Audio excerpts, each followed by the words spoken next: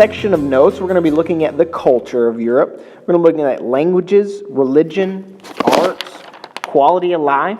And then in quality of life, we're going to look at the differences of Eastern and Western Europe in regards to their quality of life. The first subsection we're going to be looking at is expressions of culture and languages.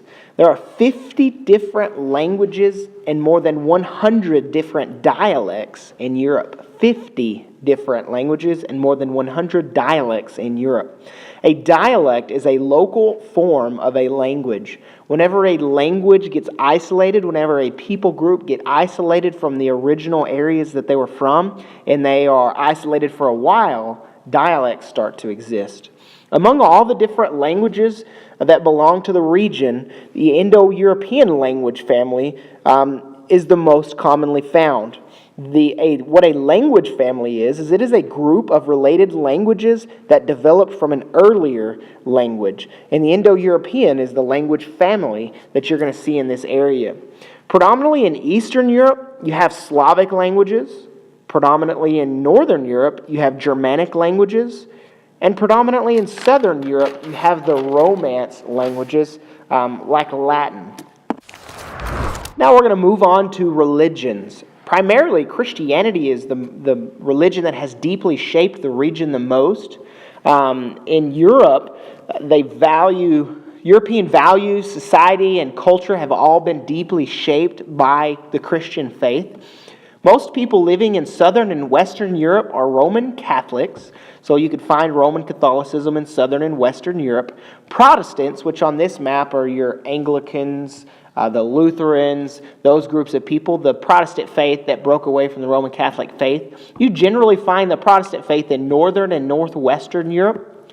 The Eastern Orthodox Church are strongest in the southern part of Eastern Europe as well as Eastern Europe itself. Hence the name Eastern Orthodox Church. Again, part of Christianity just broke away from the Roman Catholic Church because of issues with the Pope. And then now a religion that's starting to increase more than ever is Islam. Many Muslims live in Albania, Bosnia-Herzegovina, and Bulgaria.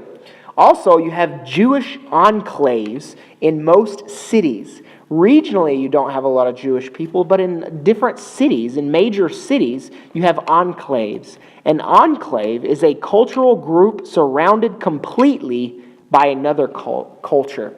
So Jewish groups of people are completely surrounded in cities by other cultures, and that makes them an enclave. In regards to the arts section, I want to focus on the architecture because that shows us the culture of the region through the art. And you can see the religions and the dominating religions in the area by looking at the architecture, which architecture, if you're not familiar with what that means, that's just your buildings that you have created. You can look at the buildings themselves and determine what type of religion the people are in that area. This one, for example, the picture that you see here is a Roman Catholic building.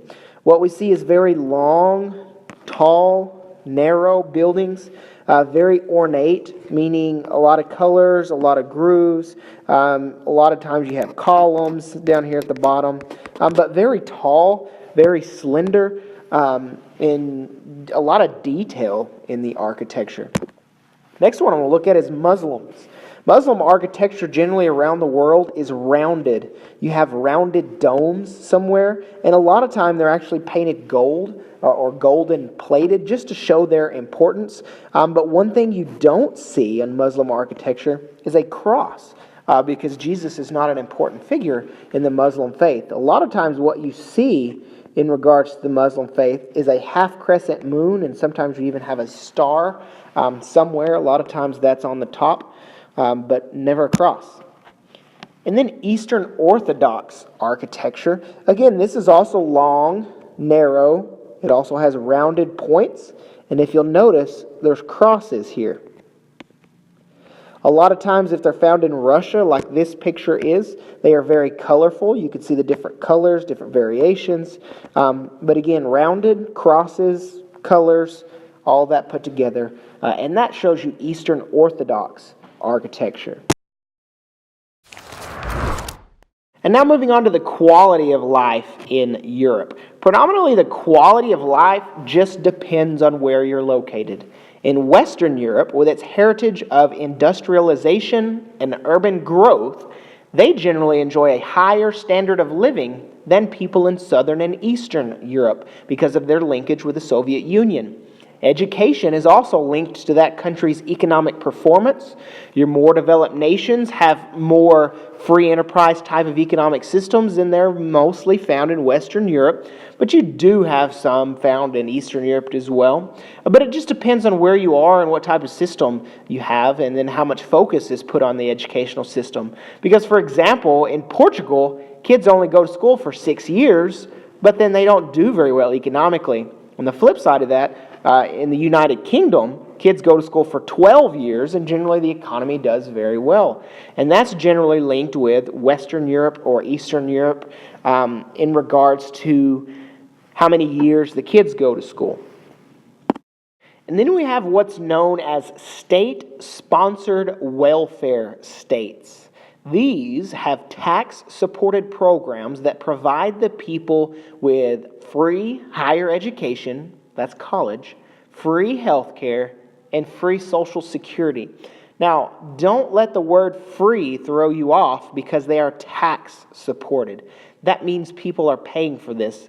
It may be offered to all the people, but the people are giving money back to the government. Sweden is a prime example of this. Swedish families receive an allowance for every child under 16 that they have, and they also receive an allowance for secondary or university students, meaning the government pays families with kids that fall into these categories. The only thing is the tax rate of Sweden is 22%.